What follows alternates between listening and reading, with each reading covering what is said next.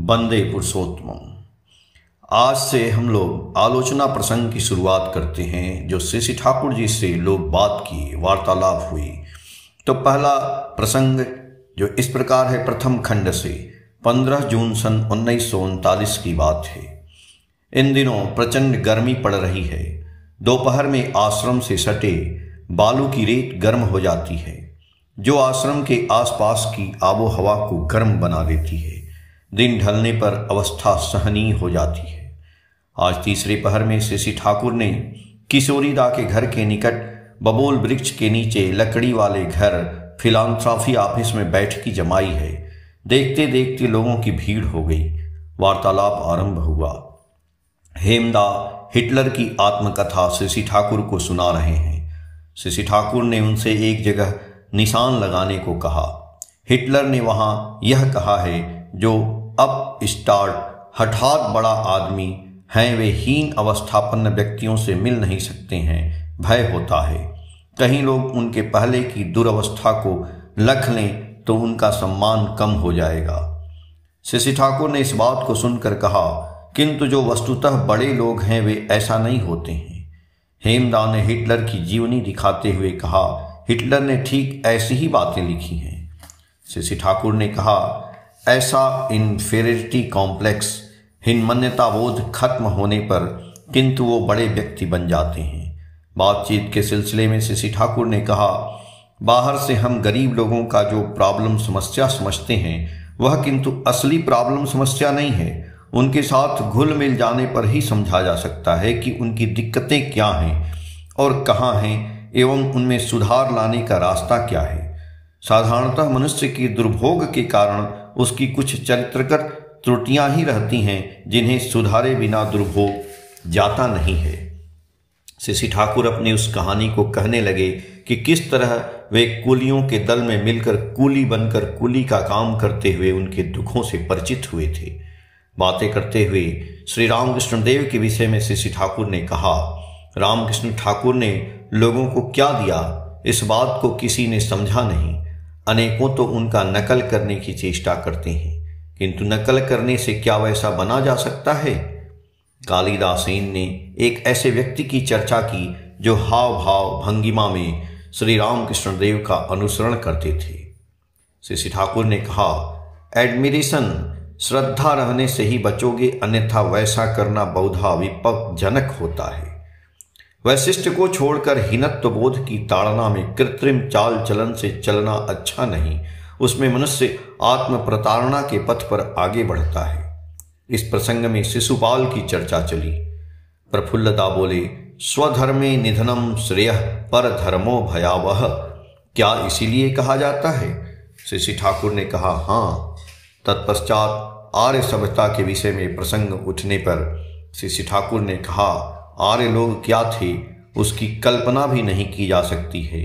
विप्र क्षत्रिय वैश्यों के प्रधानों को लेकर कैबिनेट फॉर्म्ड, मंत्रिमंडल गठन होता था, प्रधानों के प्रधान होते थे।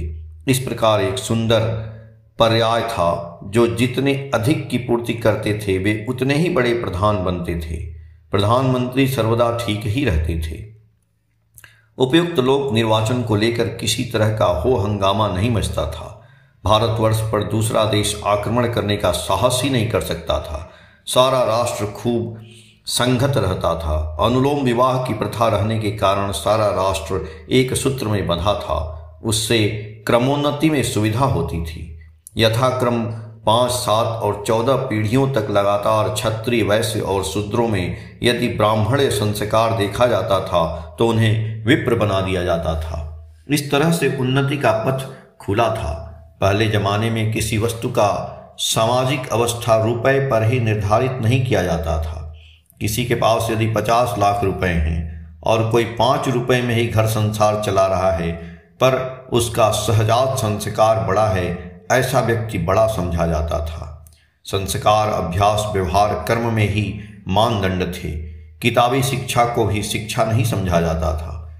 चरित्रगत हुए बिना तथाकथित पांडित्य की कोई कीमत नहीं थी। हर समय लक्ष्य था ज्ञान, गुण, जिससे जन्मगत संस्कार और संपदा में परिणत हो। वर्णाश्रम धर्म इतना सूक्ष्म, उन्नत एवं वैज्ञानिक विषय है कि इसके अंतर्निहित तथ्य को समझे बिना अनेक व्यक्ति इसे वैषम्य मूलक समझते हैं। इससे बढ़कर और भूल क्या हो सकती है। जो विज्ञान सम्मत वर्णाश्रम धर्म को विध्वस्त करने के उद्देश्य से उदारता की भंगिमा लेकर असमर्थ को उभारते हैं, वे समाज के बड़े शत्रु हैं।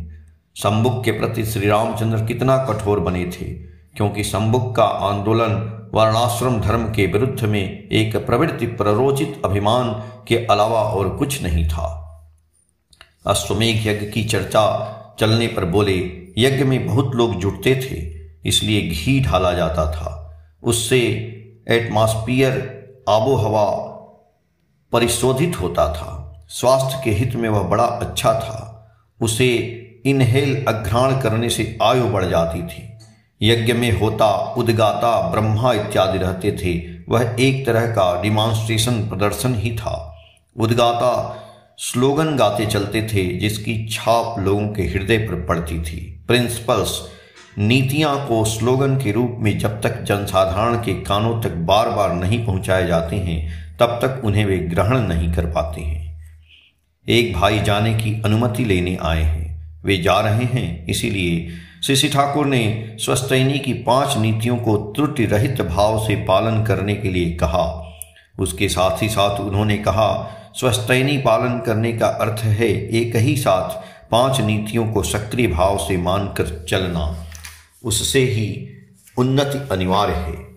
उक्त भाई के चले जाने के बाद पहले प्रसंग को उठाते हुए श्री ठाकुर ने कहा, मुझे ऐसा प्रतीत होता है कि अश्वमेध यज्ञ में अश्व की बलि नहीं होती थी, बल्कि एकता और मिलन के प्रतीक स्वरूप अश्व को नरचर और नरिस पालन और पोषण किया जाता था।